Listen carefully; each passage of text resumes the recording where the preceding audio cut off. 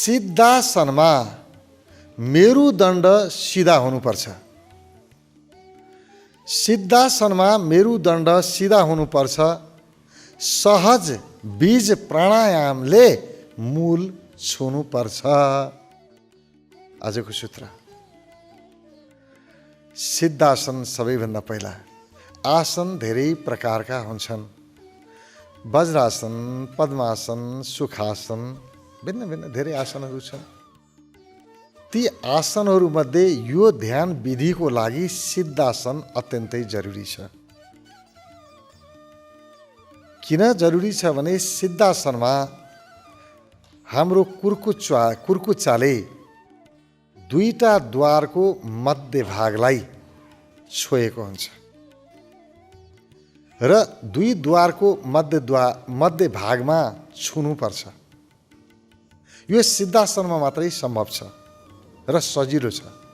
त्यसकारण यो ध्यान विधिको लागि सिद्धासन अनिवार्य छ।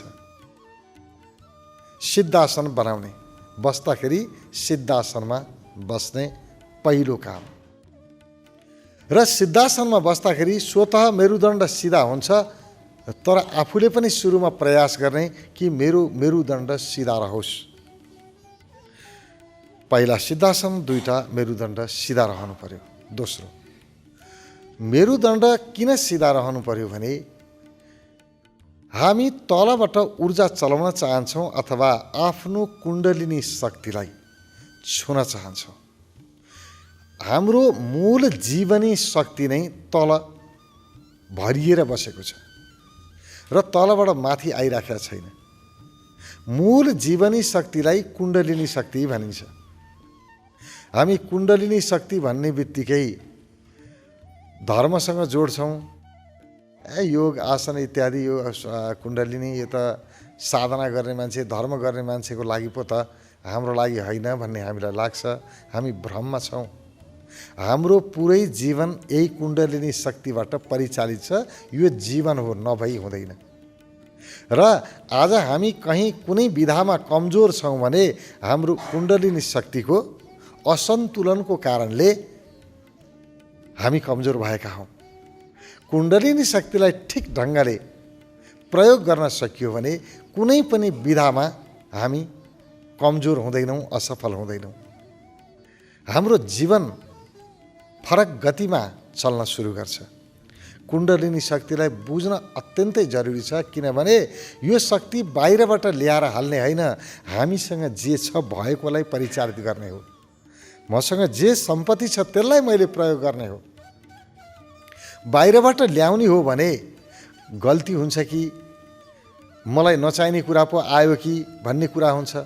जस्तो भनौँ न, हामी कुनै औषधि खायौँ भने त्यसको साइड इफेक्ट हुन्छ। केही असर पो गर्छ कि उल्टो असर गर्न सक्ला, साइड इफेक्ट होला भन्ने कुरा आउँछ।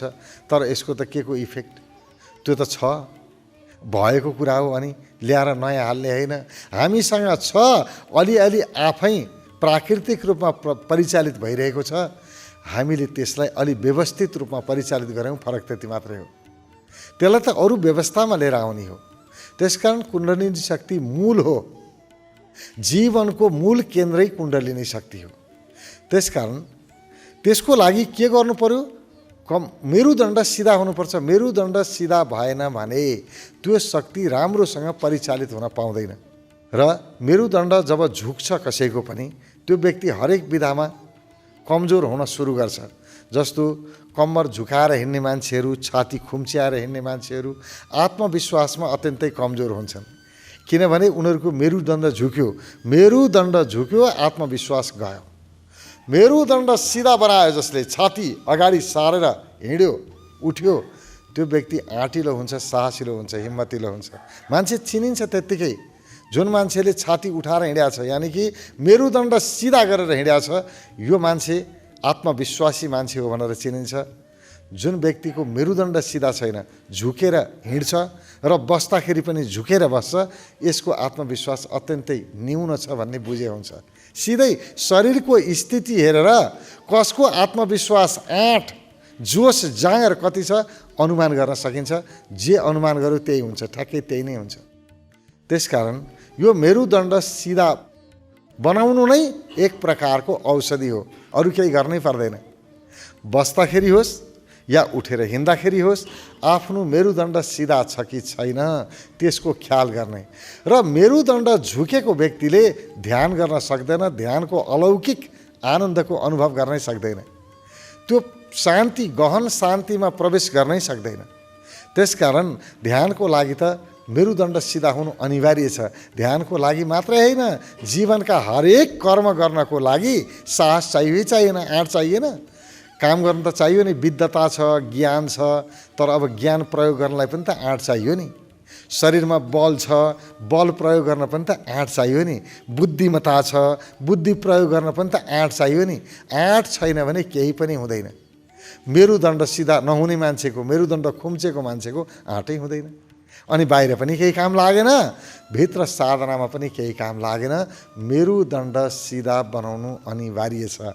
हरेक व्यक्तिले मेरुदण्ड सिधा बनाउने अभ्यास गर्नुपर्छ। जहाँ बस्ने हो सिधा बस्ने, हिँड्नु पर्यो सिधा हिँड्ने, सुत्नु पर्यो सुत्ने नि, बरु सुते हुन्छ नि। तर हामी त सुत्नै पर्यो भने पनि गुडुल्किन्छौँ, गुडुल्किएर सुत्छौँ। सुत्नु पर्यो भने पनि सुत्दा, हिँड्दाखेरि बस्दाखेरि त बाङ्गो छ ढाड, सुते पनि बाङ्गा भाङ्गै। स्थिति यस्तो गडबड छ। अलिकति ख्याल गर्ने, मेरुदण्ड सिधा।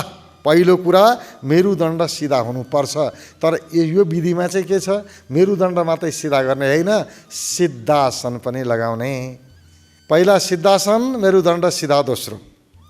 त्यसपछि सहज बीज प्राणायाम तेस्रो। सहज बीज प्राणायामले फेरि कहाँ छुनुपर्छ, मूलमा छुनुपर्छ। मूल भनेको के हो, शक्तिको मूल केन्द्र नै कुण्डलिनी शक्ति हो। हाम्रो जीवनको मूल केन्द्र कुण्डलिनी शक्ति हो। कुण्डलिनी ऊर्जा छैन भने हाम्रो जीवन परिचालित हुँदैन। जीवनको मूल जीवनी शक्ति त्यही केन्द्रमा बसेको छ। त्यो जुन ठाउँमा बसेको छ त्यो मूललाई केले छुनुपर्छ, सहज बीज प्राणायामले छुनुपर्छ। अब यो सहज बीज प्राणायाम भने के हो? सहजको अर्थ हुन्छ सजिलो, सजिलोसँग श्वास लिने, सजिलोसँग छोड्ने। आफूलाई धपेडी हुने गरी यो श्वास चलाउनु हुन्न। सहज बीज प्राणायाम भनेको सिधा सिधा सुषुम्ना नाडीलाई जगाउने विधि हो। हामीसँग तीनटा नाडीको स्थिति छ, जस्तो इडा नाडी भनिन्छ, पिङ्गला नाडी भनिन्छ, अथवा सूर्य नाडी, चन्द्र नाडी। इडा भनेको देब्रे नाकबाट श्वास चल्नु, पिङ्गला भनेको दाहिने नाकबाट श्वास चल्नु। अब सधैँ दुईटै नाकबाट बराबर त कहिल्यै चल्दैन श्वास। अब कहिले दाहिनेबाट बढी, कहिले देब्रेबाट बढी हुन्छ। यो डेढ घन्टामा, करिब 1.5 घन्टामा परिवर्तन हुन्छ स्वस्थ व्यक्तिको। व्यक्ति स्वस्थ छ भने दाहिनेबाट 1.5 घन्टा श्वास चल्यो भने फेरि देब्रेबाट 1.5 घन्टा श्वास चल्छ। त्यसरी चल्दाखेरि फेरि एउटा चल्दा अर्को बन्द हुने होइन कि अलिकति बढी हुन्छ।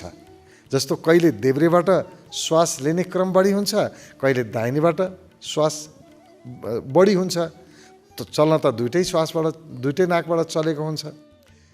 जुनबाट बढी चल्यो त्यसलाई चाहिँ यो नाडी सक्रिय भयो भन्ने बुझिन्छ। अनि अर्को तेस्रो नाडी भनिन्छ सुषुम्ना नाडी। सुषुम्ना नाडी भने के हो?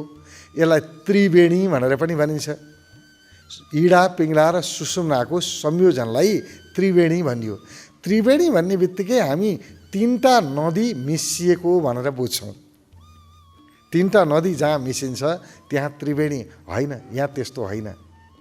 यहाँ दुईटा नदी मिसियो अनि एउटै बन्यो, एउटा बनेर गयो। दुईटा मिसुन्जेल छुट्टा इडा र पिङ्गला थियो। जहाँ दुईटै मिसिएर एकै ठाउँमा बहन थाल्यो त्यसलाई सुषुम्ना नाडी भनिन्छ। त्रिवेणी किन भन्यो भने त्यो एउटै बनेर गयो, त्यो एउटा भयो, यतापट्टि हाँगा फाटेका दुईटा भए, त्यो तीनटाको संयोजन हुने भएको हुनाले यसलाई त्रिवेणी भनियो। त्रिवेणी भनेको अथवा सुषुम्ना भनेको त्रिवेणी भइसकेपछि, अथवा सुषुम्ना भनेको दुईटा इडा र पिङ्गला जोडिएपछि सूर्य नाडी र चन्द्र नाडी जहाँ एक भए त्यहाँबाट सुषुम्ना नाडी सुरु भयो। यसको अर्थ के हो? हामीले बुझ्ने भाषामा के हो भने कहिले दाहिने नाकबाट बढी श्वास जान्छ, कहिले देब्रे नाकबाट जान्छ, तर दुईटै नाकबाट बराबर श्वास गयो, अलिकति पनि कम बेसी छैन। दुईटै नाकभित्रबाट पुरा खोल्यो, दुईटैबाट बराबर श्वास जान थाल्यो भने सुषुम्ना नाडी क्रियाशील भयो। र सुषुम्ना नाडी चल्यो, दुईटैबाट बराबर श्वास जान थाल्यो कि अत्यन्तै आनन्दको अनुभव हुन्छ। श्वास फेर्दाखेरि अत्यन्तै रमाइलो, एकदमै आनन्द अनि खुलेको जस्तो हुन्छ, श्वास फेर्न सजिलो भएको जस्तो, यस्तो फरक प्रकारको आनन्द। श्वास फेर्नमै मजा आउँछ कि अत्यन्तै आनन्द आउँछ श्वास फेर्नको लागि। श्वास चल्यो त्यही आनन्द छ, अन्त जानै मन लाग्दैन। आनन्दै श्वास फेर्नमा रहेछ, अन्त किन खोज्न जानु, सुख भने जस्तो हुन्छ। यो चाहिँ सुषुम्ना नाडी चलेको बेलामा मात्रै हुन्छ, अघिपछि हुँदैन। जति मध्य नाडी केन्द्रित भयो त्यति आनन्द बढ्दै बढ्दै बढ्दै जान्छ। र यो सुषुम्ना नाडी कतिखेर चल्छ? जब हामी सहज बीज प्राणायाम सुरु गर्छौँ अनि मात्रै सुषुम्ना चल्छ। सहज बीज प्राणायाम भनेको के हो? सहज भनेको सहजताको साथमा सजिलोसँग, कुनै धपेडी छैन, कुनै दबाब छैन, आरामसँग हलुकासँग गर्नुलाई, प्राणायाम गर्नुलाई सहज भनिन्छ। अनि बीज भने के हो? बीज भनेको प्राणायामको मूल केन्द्र। कुनै पनि विधि प्राणायाम यसैबाट सुरु हुन्छ। श्वास नचलिकन त प्राणायाम भएन नि। बीजको अर्थ हुन्छ सहज प्राणायाम अथवा पुरा श्वास लिने, पुरा श्वास छोड्ने, बिस्तार श्वास लियो। अब फेरि पुरा श्वास लिने छोड्ने भनेपछि छिटो लिने छिटो छोड्ने गऱ्यो भने यो काम लाग्दैन। यसरी श्वास लिने कि मैले लिएको श्वासको आवाज मैले आफैले नसुनौँ, किनभने श्वास लिँदाखेरि ध्वनि आउँछ, आवाज निस्किन्छ, त्यो आवाज नसुनौँ। बिस्तार श्वास लिने, बिस्तार श्वास छोड्ने। कति पटक? 108 पटक। अनि मात्रै कुण्डलिनी शक्ति जागृत हुन्छ। आफूले गनेर 108 पटक बिस्तार श्वास लियो, पुरा पुरा लियो, बिस्तार छोड्यो, पुरा पुरा छोड्यो। यसो गर्यो भने सिधै मूललाई छुन्छ। 2-4 पटक गरेर मूल छुँदैन, यानि कि कुण्डलिनी शक्तिको जुन मूल केन्द्र हो त्यसलाई छुँदैन। त्यसलाई छुनको लागि 108 पटक गर्नुपर्छ। र जब कुण्डलिनीलाई छोयो अपार आनन्दको अनुभव हुन्छ। हामीले खोजेको सुख हो नि, त्यो सुख त्यहाँ प्राप्त हुन्छ। केही नगरिकन, विषय केही छैनन्, मात्रै श्वास चलाएको, बस आनन्दै आनन्द आयो। त्यो गहिरो आनन्दको अनुभूति गर्न सकिन्छ।